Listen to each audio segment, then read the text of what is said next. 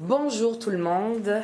Heureuse de vous retrouver ici, même si on n'a pas de travaux parlementaires. Hier soir, la CAQ a choisi sa nouvelle chef. Je suis incapable comme femme de pas me réjouir qu'au Québec, on ait une deuxième première ministre, même si elle n'a pas été élue par la population. Elle a quand même la légitimité puisqu'elle a été élue par la CAQ et elle est donc deuxième femme première ministre du Québec. C'est une nouvelle formidable pour toutes les femmes, toutes les jeunes filles. Donc, comme moi, c'est une femme qui va mener son parti politique à la prochaine campagne électorale. Et comme moi, elle me l'a fait réaliser hier, on fait partie de la même génération. Moi aussi, je fais partie de la fin de la génération X. Il y a aussi une autre bonne nouvelle en écoutant Christine Fréchette. Il y a un élément quand même nouveau, c'est qu'avec elle, on en a fini avec la surenchère identitaire entre le Parti québécois et la CAQ. Et ça, honnêtement, ça fait du bien, ça soulage. Maintenant, la comparaison entre Christine Fréchette et moi s'arrête là. J'ai écouté attentivement son discours hier et elle a dit qu'elle incarne un renouveau. Honnêtement, à part sur les questions identitaires, sur les questions économiques, j'ai pas entendu beaucoup de nouveau. Son discours, c'est le même que celui de son gouvernement de la CAQ qui règne depuis 8 ans et celui des gouvernements précédents, particulièrement celui du Parti libéral du Québec et aussi du Parti québécois.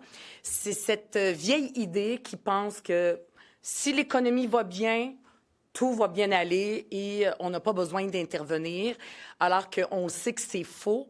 Ce qu'on a besoin aujourd'hui dans le Québec de 2026, c'est pas les mêmes vieilles recettes, pas les mêmes solutions, parce que c'est ces solutions-là, c'est cette vieille façon de voir l'économie qui fait qu'aujourd'hui, on vit avec plein de crises. Les Québécois et les Québécoises souffrent grandement de la crise du logement, de la crise du coût de la vie. Et ça, c'est pas un hasard, c'est à cause du laisser-aller qui a été amené par cette façon un peu magique de voir l'économie, de penser que en laissant les entreprises faire ce qu'elles veulent tout d'un coup et les spéculateurs immobiliers, tout d'un coup, collectivement, on va s'enrichir. On sait que c'est pas vrai et Christine Fréchette, elle incarne ce vieux discours économique-là. Maintenant, c'est quand même un gouvernement en fin de régime. On s'en va en campagne électorale. Tout le monde l'a dit. Christine Fréchette, elle a un défi de temps qui est celui du temps. Mais c'est elle qui a les règnes du pouvoir en ce moment. Et moi, j'ai envie de lui lancer un autre défi parce que c'est une femme qui semble aimer les défis. Et j'ai envie de lui lancer un défi en lui demandant 3 choses très précises dans le court laps de temps qu'elle a. Et je veux aussi profiter de sa main tendue. Elle a dit qu'elle est à l'écoute, qu'elle réfléchit. C'est une bonne nouvelle. Donc, j'espère qu'elle va être à l'écoute des demandes que je vais lui faire. La première, c'est l'épicerie. Elle a dit qu'elle veut agir rapidement sur le coût de l'épicerie en détaxant des produits. Ce qui est très, très important, c'est justement d'être aussi à l'écoute des experts. Nous, aussi, à Québec solidaire, on a fait plusieurs propositions pour réduire le coût de l'épicerie, mais je pense que rapidement, là, ça n'a pas besoin de prendre des semaines. Très rapidement, en une journée, on peut ouvrir le Parlement, avoir une commission. J'avais demandé un mandat d'initiative. Rapidement, on entend des experts qui nous disent c'est quoi les meilleures mesures à mettre en place pour s'assurer de soulager le portefeuille de la majorité des Québécois alors qu'ils ont de la difficulté à manger et à payer leurs autres factures. Fait que ça, elle peut le faire tout de suite.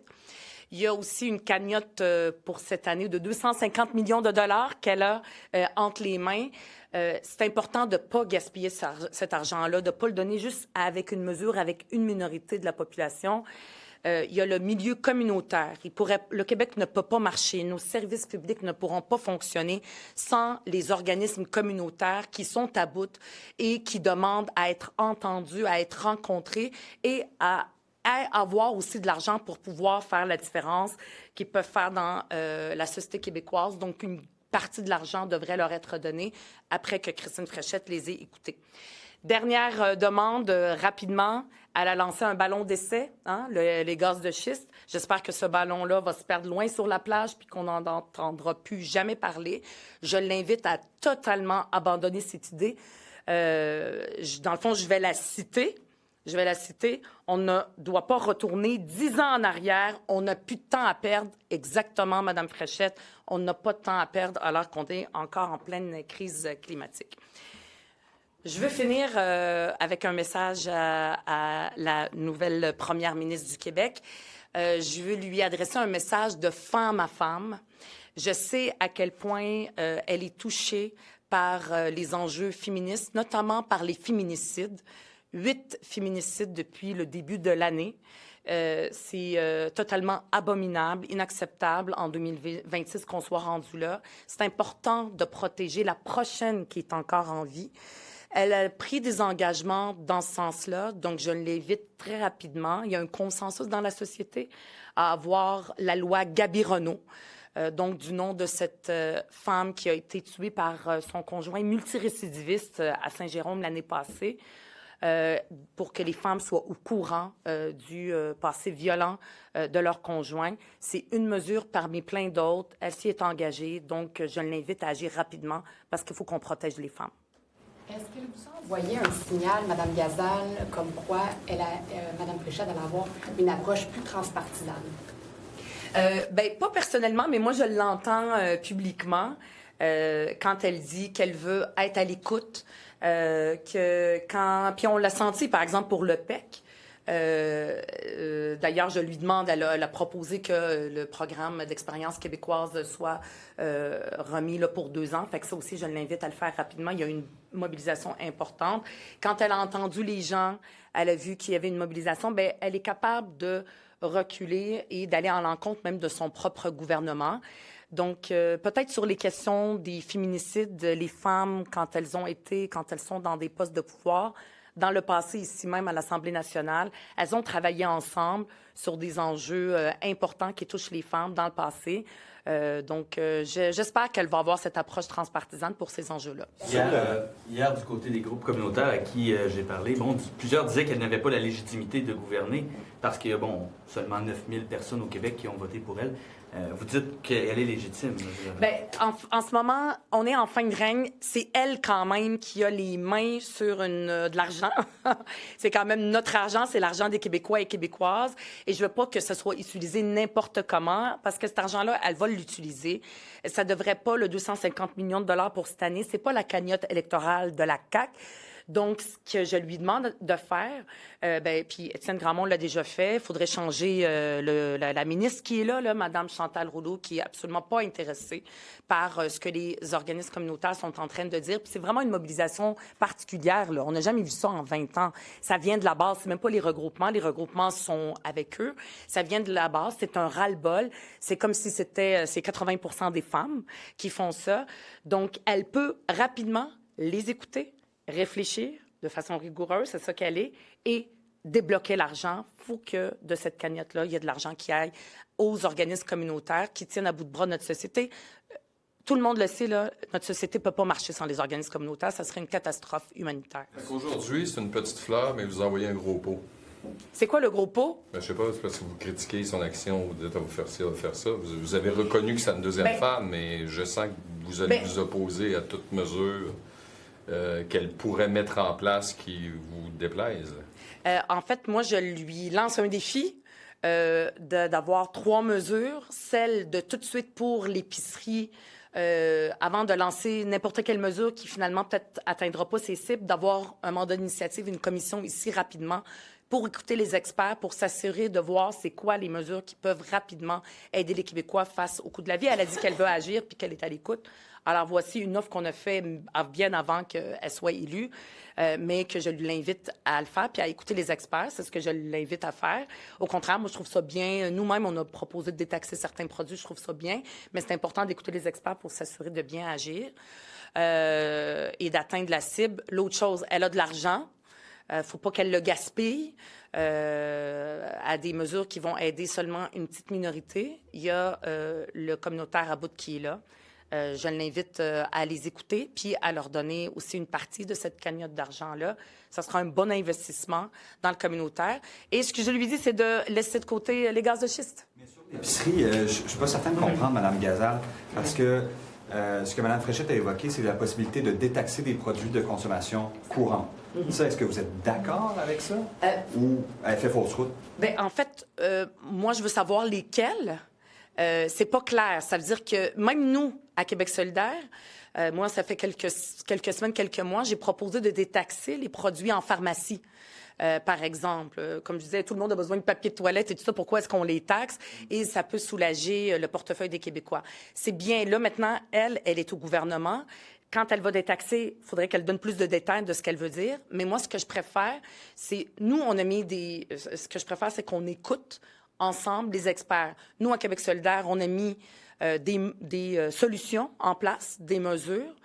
Elle en a mis une qui reste vague, non chiffrée, sur quel produit elle parle. Est-ce qu'elle parle des produits congelés, de tout? C'est pas clair. Donc, on peut, chacun des partis politiques, avoir des mesures.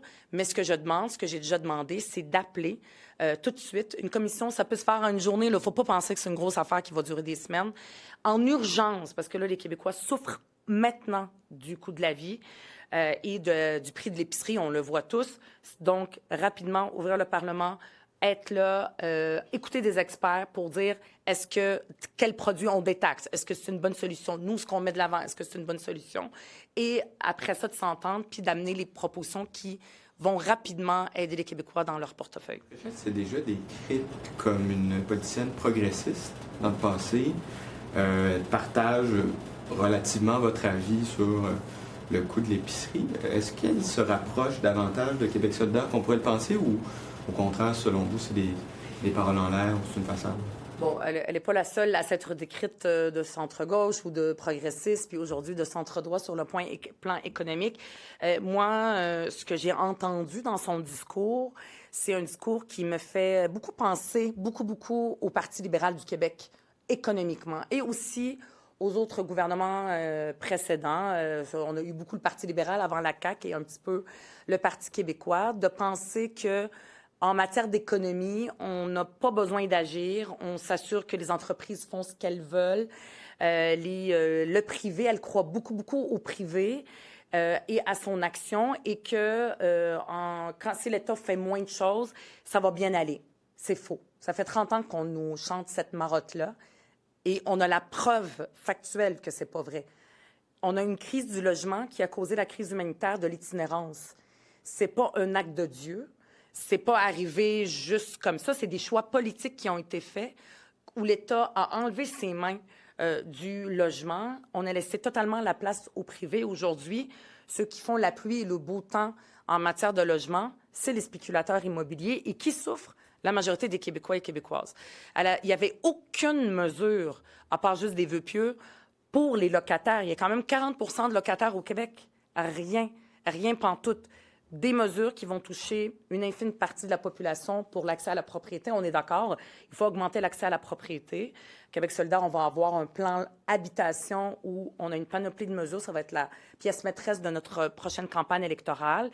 Mais maintenant, rapidement, de croire que l'économie va tout faire comme nous le dit le Parti libéral du Québec, ça ne fonctionne pas. Puis rapidement, on est face à un problème par rapport aux défis de nos finances publiques. Elle fait aussi partie des gens comme le Parti libéral du Québec qui regardent la colonne des dépenses.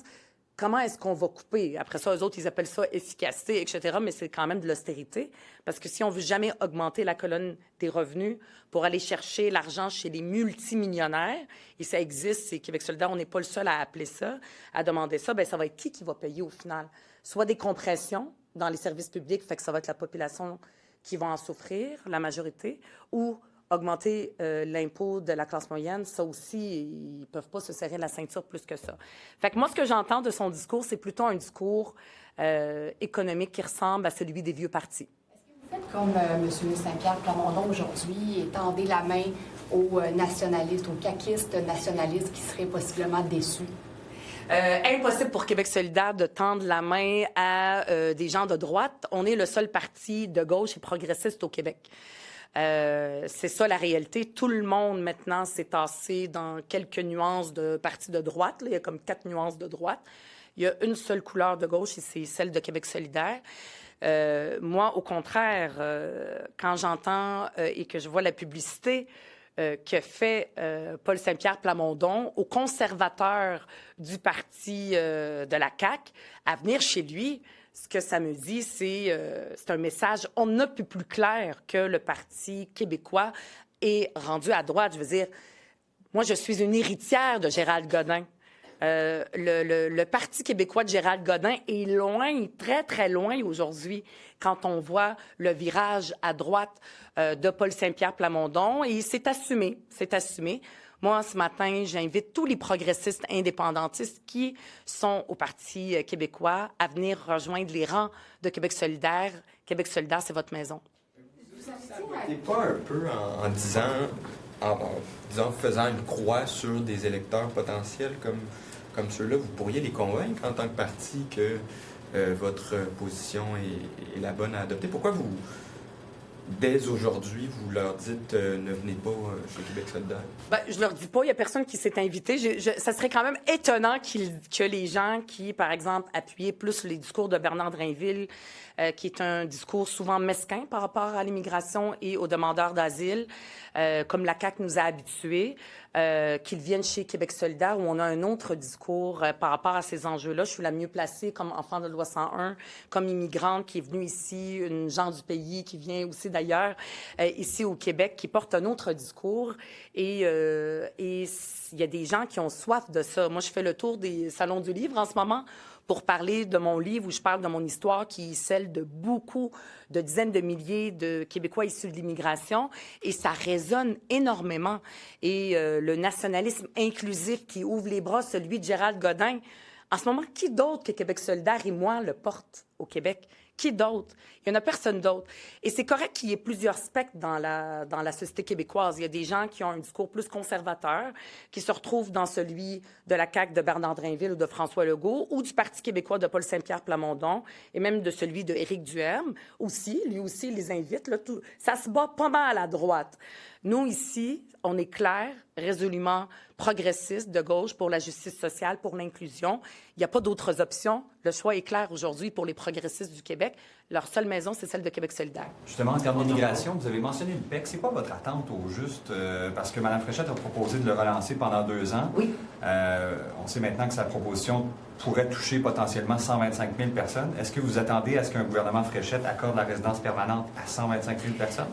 Pour les chiffres, il faut faire attention. Elle, ce qu'elle s'est engagée, c'est de respecter les cibles de son parti pour l'immigration permanente à 45 000. Puis après ça rentre dans le économique, c'est un peu plus, un peu moins. Fait que c'est à elle de s'expliquer puis d'expliquer les chiffres puis d'être claire et transparente. Nous, ce qu'on demande par rapport au programme d'expérience québécoise, c'est de l'instaurer de façon permanente. Elle dit 2 ans. Bien, qu'elle le fasse rapidement. Et dans l'histoire de ce programme-là, c'est jamais arrivé qu'il y a eu plus de 100 personnes. En fait, 100 000 personnes, c'est aux années où il y en a eu le plus, c'était 22 000, 25 000 là, de mémoire qu'il y a eu le plus. Puis souvent, il y en a eu autant parce qu'il y a comme eu un backload à cause de la pandémie. Donc, les gens qui balancent des chiffres puis qui disent n'importe quoi, il y a beaucoup d'incompétences en matière d'immigration. Moi, j'invite toutes ces personnes-là à se fier à ce que notre expert en immigration, en résidence ici à Québec solidaire, Guillaume Clich-Rivard, qui lui connaît ce dossier-là, à s'y fier et de balancer des chiffres à gauche et à droite puis de dire n'importe quoi. On en a soupé. Au moins, moi, je m'entends qu'avec Christine Fréchette, ça va arrêter pour elle, pour son parti. Et clairement, il y en a d'autres qui vont en profiter pour balancer n'importe quel chiffre en immigration. On connaît, Mme Fréchette, un ton posé. Est-ce que vous pensez que nécessairement les débats en Chambre vont être plus sereins? J'ai hâte de le voir. Moi, j'ai hâte qu'on ouvre... je sais pas si vous le voyez, je suis ici avec vous. J'ai hâte qu'on ouvre le Salon Rouge. J'ai hâte de parler avec elle. Et les Québécois aussi devraient avoir hâte parce qu'on a perdu beaucoup de temps. Hein? On avait comme un premier ministre qui n'était pas encore là, qui était là. Il y a eu les débats à la CAQ. Tout ça, c'est beaucoup de perte de temps pour les Québécois, alors que nos bureaux de comté sont pleins de gens qui reçoivent des augmentations de logements de 10, 30, 20 % en ce moment, c'est ça que les gens vivent, qu'on a une crise de l'itinérance, que les gens, 25 % des locataires qui sont pas capables de payer leur épicerie. On est en 2026. Moi, j'accepte pas ces inégalités-là. On n'arrête pas, nous, de mettre de l'avant des propositions, des mesures, mais eux autres, ils étaient occupés là, par la CAQ. Maintenant, il faut arrêter de s'occuper de la CAQ. Et il faut s'occuper des Québécois et Québécoises. Donc, j'ai très hâte de débattre avec Christine Fréchette pour le bien des Québécois. Rapidement, là, Même si elle n'ouvre pas le Salon Rouge tout de suite parce qu'il y a des choses qu'elle doit faire, le 4 mai, c'est trop loin, là, s'il vous plaît, faisons ça avant. Mais elle peut rapidement là, ouvrir une commission, avoir une commission à mon d'initiative, parler de l'épicerie. Sur le ton, Oui, après, on va vous prendre attendez ça un ton complètement différent en chambre? Je m'attends à celui qu'elle nous présente en ce moment. Moi, je vais être naturelle, je vais être moi-même et je vais toujours être au-delà du ton sur les sujets qui viennent me chercher, comme ceux de la justice sociale, de l'égalité des chances, du fait qu'il faut arrêter de faire payer toujours les Québécois pendant que d'autres s'en mettent plein les poches et qu'on aille chercher l'argent là où elle est, parce qu'il y en a au Québec de l'argent pour aider les Québécois. Just reaction in English. Yes. So I guess you're happy to see another woman at the head of Quebec, but also you have some requests for Mrs. Frechette now. Yes. So I'm very happy to have another woman, the second woman in the history of Quebec at the head of Quebec. This is a good news for all women and our society. It was about time to have a woman. And the challenge for Madame Christine Frechette is the time. She doesn't have enough time to work for the Quebecers. So I have 3 demands for her. First, she said that she wants to work for Quebecers about grocery. It's very important because it's very expensive. The cost of living is very expensive. At Québec Solidaire, we put a lot in place. We propose a lot of measures. First thing that she can do is to have a commission with experts to tell us what can be done very quickly to help Quebecers to reduce the cost of their grocery. Second, she has for this year $250 million. It's important not to make bad expenses and to waste this money. It's important to give it to the groupe communautaire à bout. They need this money, so it's important to give them a part of this money. And at the end, she said that we don't want to go to the old days, to the back to the future. I told her yes, in this climate changes, she should put away the idea to go back with the gaz de schiste. Shell gas. Shell gas. We had this debate. It's finished. It's over. So these are my 3 demands for Christine Frechette. Are you agreeing with Paul Saint-Pierre Plamondon that the blue part of the CAQ lost yesterday and that all the identity and nationalism of the party now has lost with Mrs. Frechette's victory? Well, at CAQ, 42% of people approved want to have Bernard Drinville, which is more conservative about the identity issues. So they're still there. What's very sure is that with Paul Saint-Pierre Plamondon and with all the other parties, economically, for example, Christine Frechette, she has the same comment on dit discours? Mentality or Discours, yeah. discourse? Discourse. Christine Frechette, she has the same discourse or mentality about the economy than the Parti libéral du Québec. It's the same. But the only left progressist party in Quebec is Québec Solidaire. So I have a message for all progressists. Your home is at Québec Solidaire. Merci. Merci. Merci.